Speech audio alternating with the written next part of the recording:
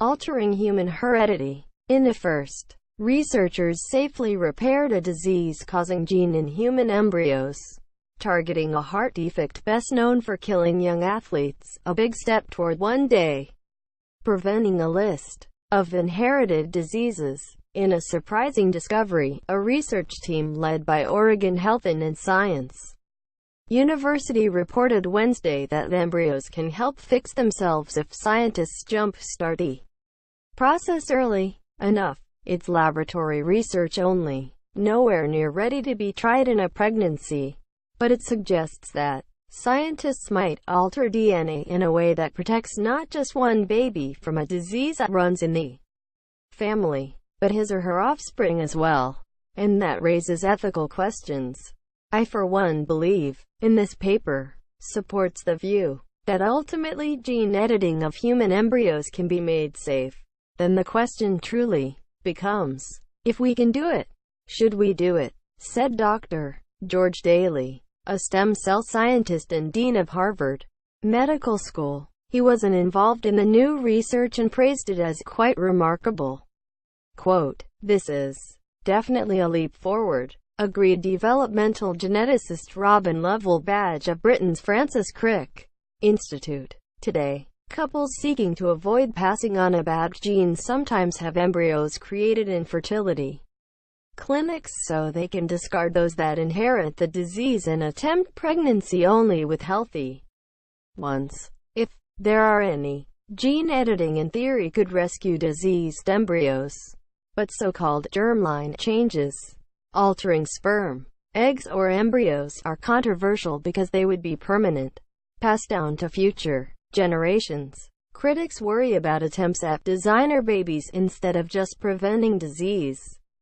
And a few previous attempts at learning to edit embryos in China didn't work well and, more importantly, raised safety concerns. In a series of laboratory experiments reported in the journal Nature, the Oregon researchers tried a different approach. They targeted a gene mutation that causes a heart-weakening disease, hypertrophic cardiomyopathy, that affects about 1 in 500 people.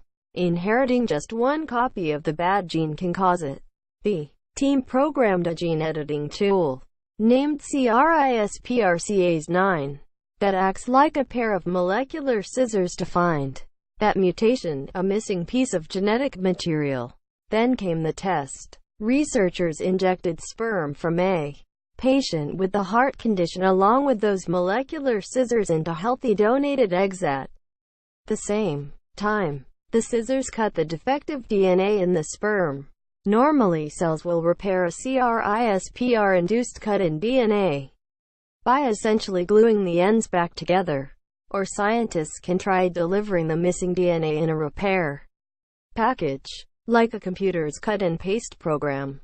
Instead, the newly forming embryos made their own perfect fix without that outside help, reported Oregon Health and Science University senior researcher Shukrat Midalipov. We all inherit 2 copies of each gene, one from dad and one from mom, and those embryos just copied the healthy one from the donated egg. The embryos are really looking for the blueprint. Midalipov, who directs OHSU's Center for Embryonic Cell and Gene Therapy, said in an interview, "We're finding embryos will repair themselves if you have another healthy copy." Quote, "It works 72% of the time, in 42 out of 58 embryos. Normally a sick parent has a 50-50 chance of passing on the mutation." Previous embryo editing attempts in China found not every cell was repaired, a safety concern called mosaicism.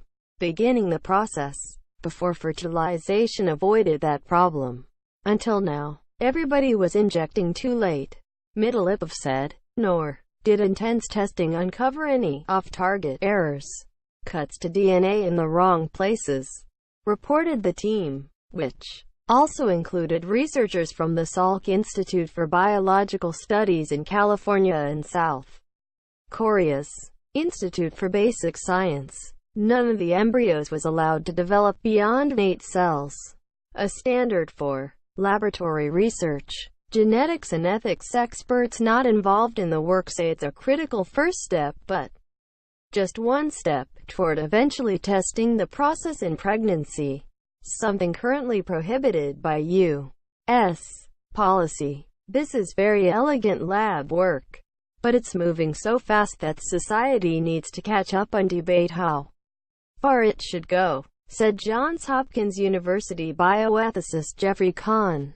And lots more research is needed to tell if it's really safe, added Britain's Lovell Badge. What we do not want is for rogue clinicians to start offering treatments that are unproven, like has happened with some other experimental technologies. He stressed, among key questions, would the technique work if mom, not dad, harbor the mutation? Is repair even possible if both parents pass on a bad gene? Middleup is pushing a frontier, but it's responsible basic research that's critical for understanding embryos and disease inheritance, noted University of Pittsburgh Professor Kyle Orwig. In fact, Middleup said the research should offer critics some reassurance. If embryos prefer self-repair, it would be extremely hard to add traits for designer babies rather than just eliminate disease. All we did is unmodify the already mutated gene. AP date created the 3rd of August 2017. Yeah.